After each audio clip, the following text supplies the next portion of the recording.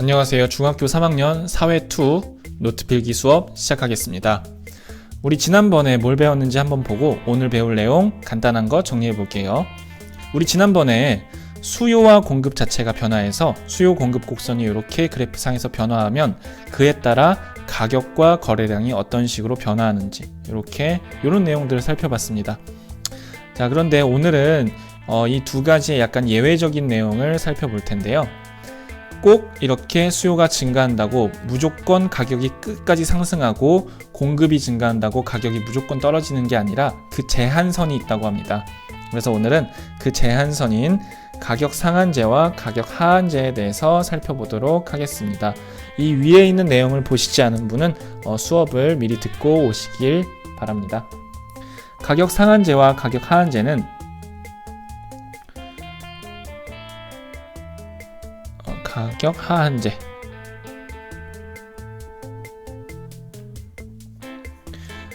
두 가지 모두 우리 지난번에 예전에 배웠던 국가의 문제, 경제 문제를 해결하는 방법, 경제 체제 중에 혼합 경제 체제에서 나타납니다.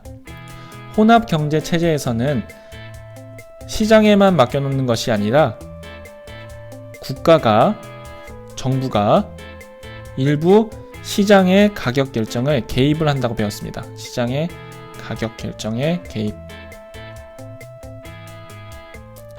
그래서 정상적인 시장의 원리에 따르면은 무한적으로 상승하고 떨어져야 할 가격이 이 혼합경제 체제하에 정부의 개입으로 어떤 식으로 제한이 되는지, 그런 제도를 가격 상한제와 가격 하한제라고 부르는데 그 원리에 대해서 그래프상에서 한번 살펴보도록 하겠습니다. 가격 상한제는 쉽게 말하면 최고 가격제예요. 가격의 최고를 정해놓는 겁니다. 그리고 두 번째 가격 하한제는 최저, 가장 낮은 가격을 정해놓고 그 밑으로는 떨어지지 못하게 막는 겁니다. 이 두 가지 제도의 그래프상의 원리에 대해서 한번 정리를 해볼게요. 첫 번째로 가격 상한제는 수요가 급격히 증가할 경우에 해당이 됩니다. 우리 수요 곡선이 이렇게 있을 때 수요가 증가하면 어떻게 되죠? 이런 식으로 수요는 계속해서 증가할 수가 있습니다. 그쵸? 근데 수요가 증가하면 할수록 어떻게 될까요? 이 수요와 공급에 만나는 지점인 가격, 이 지점도 계속해서 상승하게 되겠죠? 그래서 이 가격도 계속해서 상승을 하게 됩니다. 수요가 계속 증가하면. 그죠? 근데 이게 천정부지로 가격이 너무 올라가면 국민들이 힘들 수가 있어요. 뭐 여기에서의 이 가격이라는 건 여러 가지가 될 수 있는데, 예를 들면 우리 돈 빌렸을 때 이자를 조금씩 내야 되잖아요. 근데 이 돈에 대한 수요, 거기에 대한 가격은 바로 이 이자가 됩니다. 그래서 이 이자가 천정부지로 치솟는 것을 막기 위해서 국가가 법으로 제한을 하고 있고요. 그리고 주택의 거래에 있어서, 집 거래에 있어서 분양가, 인기가 많은 아파트 같은 경우에는 처음에 만들어서 분양을 할 때, 그걸 분양한다고 하는데 처음에 만들어서 분양할 때 가격을 제한하고 있습니다. 왜냐하면 너무 높아지니까, 새로운 아파트 짓는다, 수요가 높아지면 집값이 너무 높아지니까 이런 걸 제한을 하고 있는데, 그런 경우에 가격 상한제가 적용이 됩니다. 어떤 식으로 적용이 되냐면, 그냥 간단하게 이 그래프 지점에 어떤 지점 이상은 못 올라가게끔 선을 딱 긋는 겁니다. 그러면 그 이상은 못 올라가는 거예요. 예를 들어서 이렇게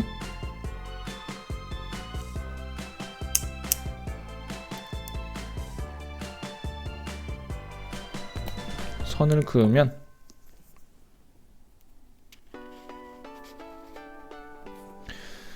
여기서 보면 수요가 점점 올라가면은 계속해서 가격도 상승해야 되는데 요 지점 이상은 못 가는 겁니다. 가격이 상승하지 못하게. 그래서 여기서 튕겨서 더 못 가게. 여기서 가격도 똑같이 여기서 튕겨가지고 더 이상 올라가지 못하도록 막는 제도. 가격이 원래 여기서 있으면은 균형 지점이 이렇게 상승해야 될 텐데 요 이상은 못 가고 여기서 다시 내려오는 요 아래. 그러니까 전체적인 가격은 이 제한선 아래에 있는 요 지역에서 형성이 되는 거겠죠. 자, 요것을 가격 상한제라고 부릅니다. 국민의 어떤 권리나 이런 것들을 보호하기 위해서 이런 제도를 시행하고 있습니다. 이 그래프 잘 기억해 주시기 바라고요. 그 다음에 가격 하한제라는 것은 반대의 경우입니다. 요거는 공급이 증가할 때 생기게 되는데요. 공급이 증가하면 이 빨간색 공급 곡선이 이렇게 계속 오른쪽으로 이렇게 점점을 그렸어요. 뭐 아무튼 이런 식으로 이렇게 이동을 하게 되겠죠. 그러면 공급이 계속해서 이런 식으로 증가하면 균형 지점, 즉 가격은 어떻게 될까요? 계속 떨어지게 됩니다. 이게 정상적인 시장의 원리죠. 이런 식으로. 그런데 너무너무 가격이 계속 떨어지면 안 되는 것들이 있어요. 그래서 정부가 이번에도 나서가지고 이 최저선을 정해놓고 이 밑으로는 떨어지지 못하게 막아놓습니다. 그 선이 바로 가격 하한제입니다. 그러면 실질적으로 거래는 여기에서만 진행이 되게 되겠죠. 이 위쪽에서만. 아무리 시장에서 공급이 계속해서 증가하더라도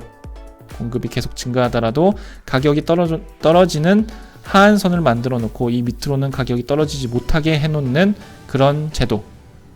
예를 들면 이런 게 있습니다. 노동시장에서 노동자는 엄청 많아요.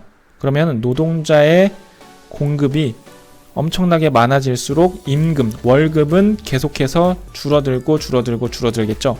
그런데 이 월급이 너무 적어지면 국민들 삶이 너무 어려워질 수가 있어요. 그러면 적당히 정부가 개입해서 너무 떨어지지 않게 월급을 이만큼은 줘야 된다. 1시간에 일하면 요만큼은 돈을 줘야 돼라고 정해놓는 겁니다. 대표적인 사례가 바로 최저임금법이죠. 아무리 노동자들이 시장에 많아서 임금이 떨어지더라도 1시간에 요 정도 돈은 줘야지 된다라고 정해놓는 겁니다. 그게 바로 가격 하한제의 대표적인 사례가 될 것 같네요. 자, 이렇게 해서 좀 선을 좀 더 명확하게 그어 보겠습니다. 여기도 이렇게. 그래서 이 안쪽으로 제한을 하는 겁니다. 가격을 제한. 아래쪽으로 제한한다.